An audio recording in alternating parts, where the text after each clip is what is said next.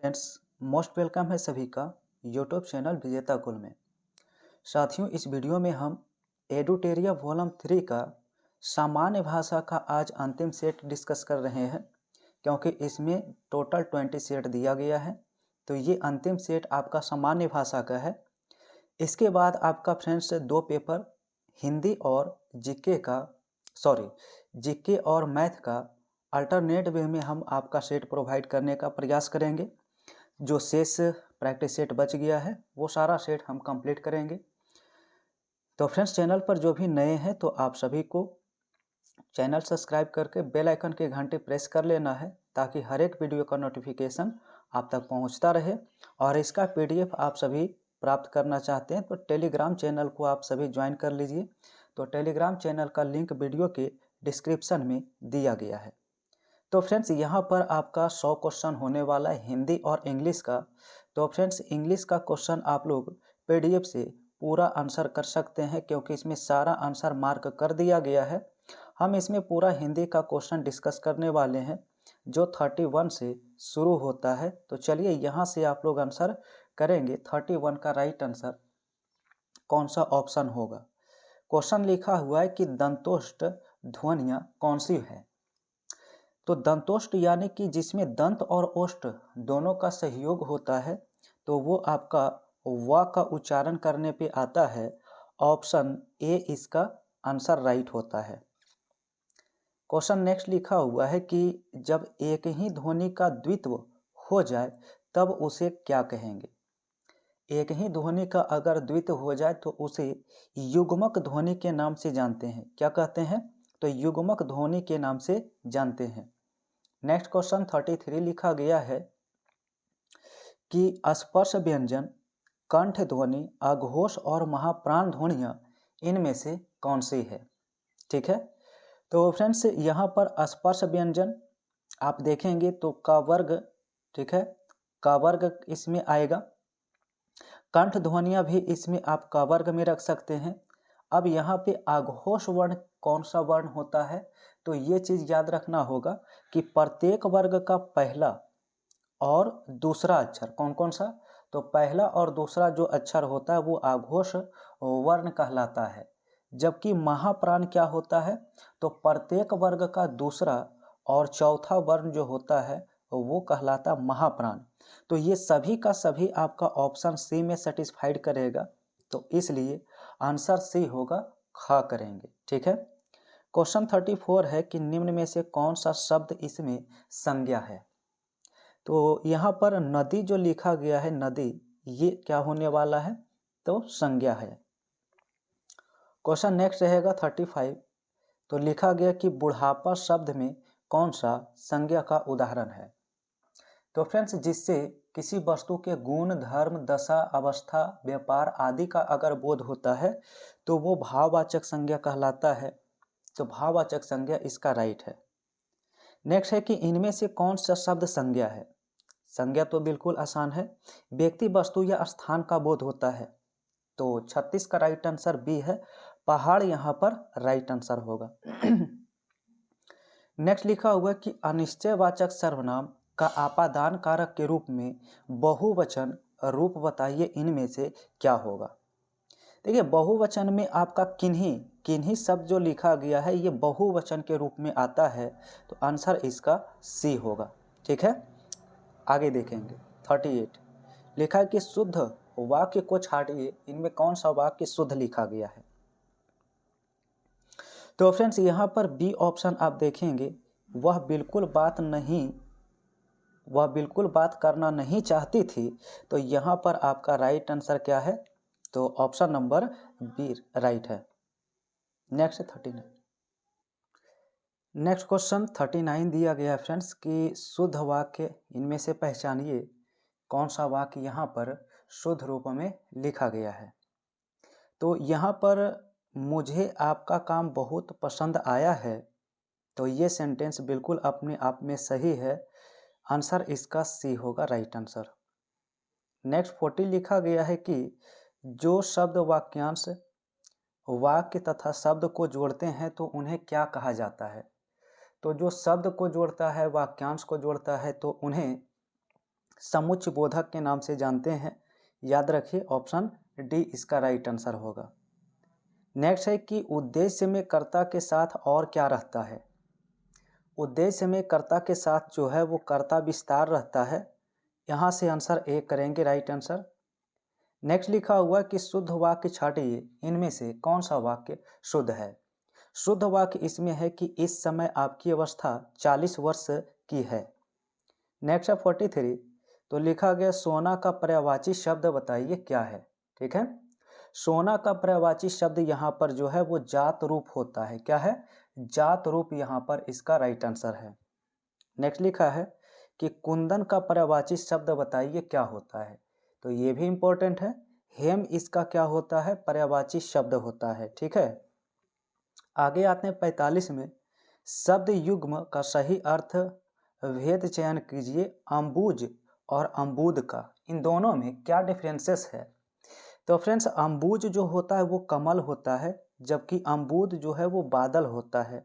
तो इसका आंसर क्या हो जाएगा, ऑप्शन ए करेंगे राइट आंसर। नेक्स्ट है 46 में, जहाँ पर लिखा गया है कि पत्थर का इनमें से कौन पर्यायवाची शब्द नहीं है। तो इनमें से आप उरग करेंगे। उरग जो है ये सर्प का पर्यायवाची शब्द होता है। किसका होता है, तो ये सर्प का पर्यायवाची शब्द होता है, इसलिए आंसर डी होगा। नेक्स्ट है कि निम्न में से कौन सा अष्टछाप का कवि है 47 का। तो 47 का ऑप्शन बी होता है सूरदास। ठीक है, नेक्स्ट क्वेश्चन 48 से बताना होगा राइट आंसर।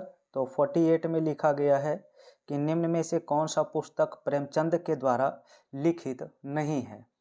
तो प्रेमचंद के द्वारा जो नहीं लिखा गया है वो ऑप्शन डी होगा, ध्रुव स्वामिनी।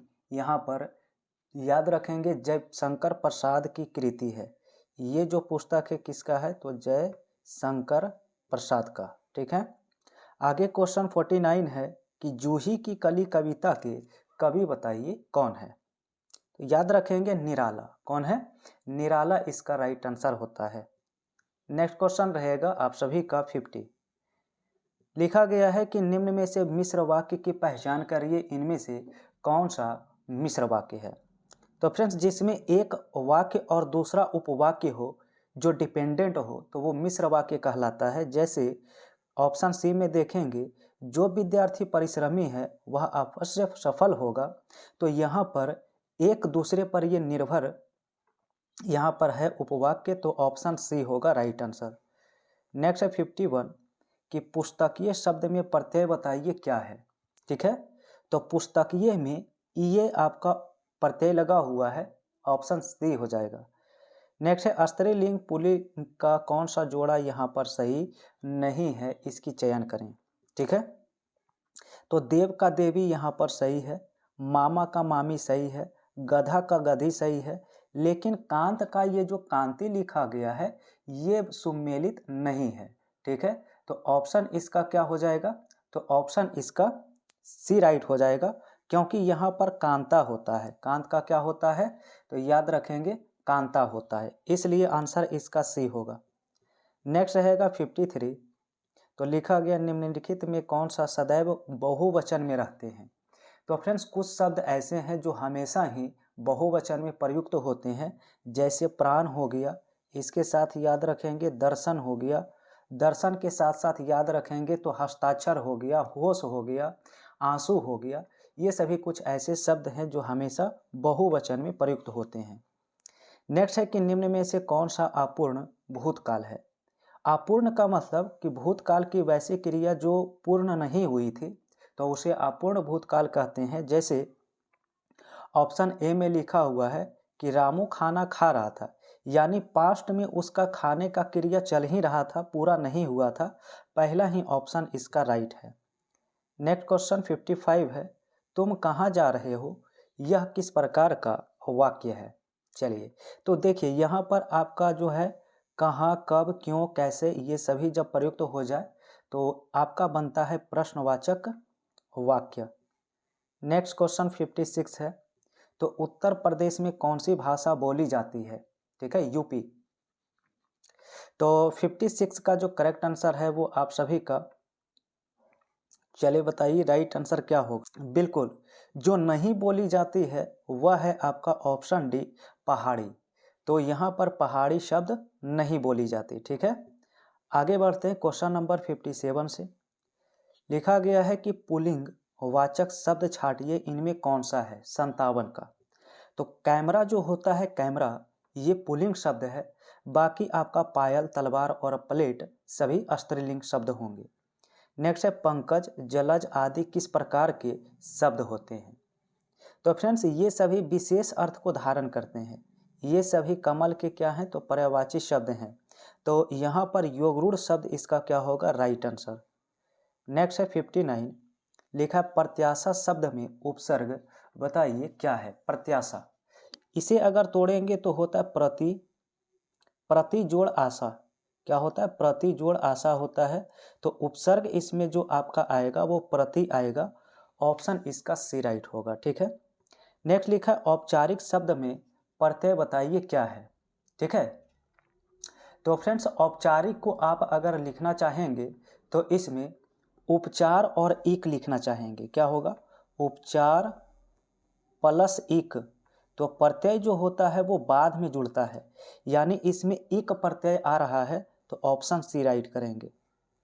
नेक्स्ट क्वेश्चन 61 है कि निम्न में से तत्सम शब्द बताइए क्या है? तत्सम शब्द जो होता है वो संस्कृत का ही मूल शब्द होता है, और शिखा यहाँ पर मूल शब्द है संस्कृत का। आंसर ए होगा। नेक्स्ट है अतियुक्ति शब्द में कौन सी संधि होता है? ठीक है, अतियुक्ति यानी अति जोड़ उक्ति, इसका अगर संधि विच्छेद करेंगे तो क्या बनेगा? अति जोड़ उक्ति, इसका संधि विच्छेद बनता है। तो यहाँ पर राइट आंसर आपका सी होगा, यन संधि।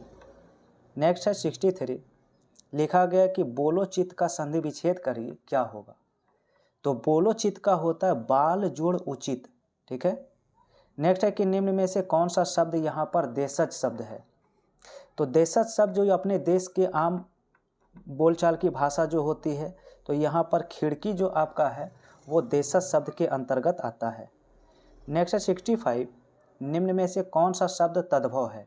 देखिए तद्भव जो है वो तत्सम का ही बिगड़ा हुआ रूप होता है, विकृत रूप होता है या प्रवर्तित रूप होता है। ठीक है, ऑप्शन यहाँ पर आपका डी करना क्या हो जाएगा? राइट आंसर हो जाएगा।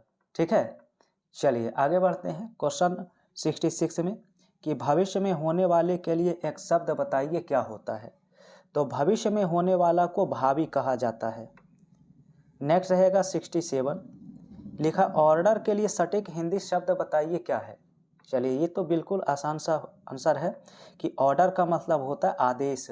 ठीक है, नेक्स्ट है अंगारों पर पैर रखना, इस मुहावरे का सही अर्थ क्या है? ठीक है, तो अंगारों पर पैर रखने का मतलब है जोखिम मोल लेना। नेक्स्ट है 69, कहा गया निम्नलिखित शब्दों में कौन सा शब्द यहाँ पर विशेषण है? ठीक है, तो विशेषण यहाँ पर अनुशासित आपका होता है। क्या है?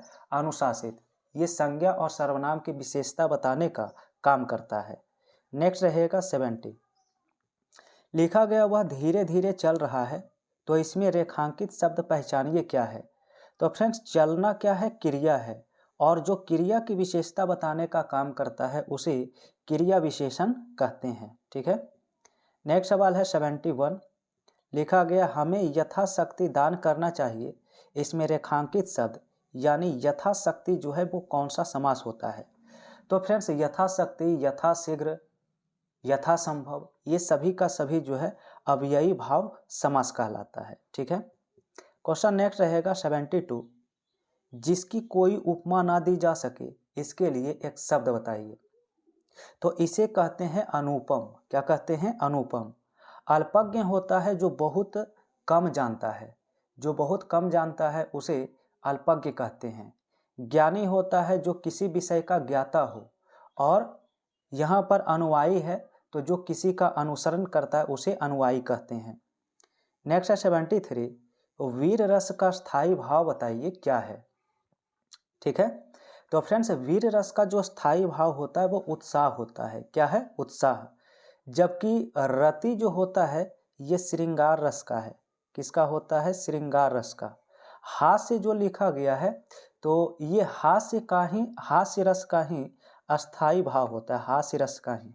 जबकि क्रोध जो दिया गया है ये रौद्र रस का अस्थाई भाव होता है। ठीक है, देखिए नेक्स्ट क्वेश्चन 74 है कि विस्मय का स्थायी भाव इनमें से क्या है।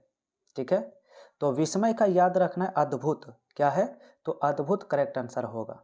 नेक्स्ट है किस रस को राजरस के नाम से जाना जाता है, 75 का आंसर। ये इंपॉर्टेंट सवाल है, याद रखना है श्रृंगार रस को कहते हैं। नेक्स्ट है 76 में लिखा है ले चला साथ मैं तुझे कनक ज्यों भिक्षुक लेकर स्वर्ण झनक, इसमें अलंकार बताइए क्या है। तो यहाँ पर अलंकार आप सबका जो बनता है वह है उत्प्रेक्षा अलंकार। ठीक है, नेक्स्ट है कि हिंदी भाषा किस लिपि में लिखी जाती है। तो हिंदी भाषा बिल्कुल कई बार आंसर आप लोग कर चुके हैं, देवनागरी यहाँ पर क्या होगा, इसका राइट आंसर होगा।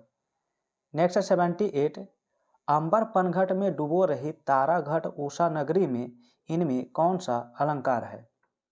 तो 78 का आंसर सी होगा, कौन सा, तो रूपक अलंकार होगा। जहां पर उपमेय पर उपमान का आरोप या उपमान और उपमेय का अभेद्य रूप को दर्शाता है वो आपका रूपक अलंकार होता है।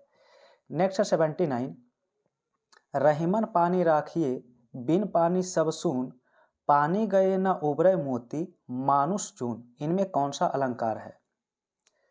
तो फ्रेंड्स यहाँ पर याद रखना होगा ये सलेस अलंकार में आता है। कौन सा है, तो सलेस अलंकार। ठीक है, जहाँ किसी शब्द के एक से अधिक अर्थ निकले वहाँ सलेस अलंकार होता है, ये भी याद रखना है। एक शब्द का अगर अधिक अर्थ निकलता है तो वह आपका सलेस अलंकार कहलाता है। नेक्स्ट क्वेश्चन है राम रोटी नहीं खाता है, इसका कर्मवाच्य बनाइए क्या होगा। तो देखिए कर्मवाच्य में जो होता है वो कर्म प्रधान होता है। कौन प्रधान होगा, तो कर्म प्रधान, यानी इसमें हो जाएगा कि राम ने रोटी नहीं खाई जाती, राम से रोटी नहीं खाई जाती। आगे रहेगा क्वेश्चन आप सबका 81 लिखा गया किस समास में द्विगु समास नहीं है। तो फ्रेंड्स द्विगु समास जो होता है जिसका प्रथम पद जो होता है वो संख्यावाचक होता है, प्रथम पद संख्यावाचक होता है। जैसे चौराहा में 4 यहाँ पर संख्यावाची है, ये द्विगु समास होगा।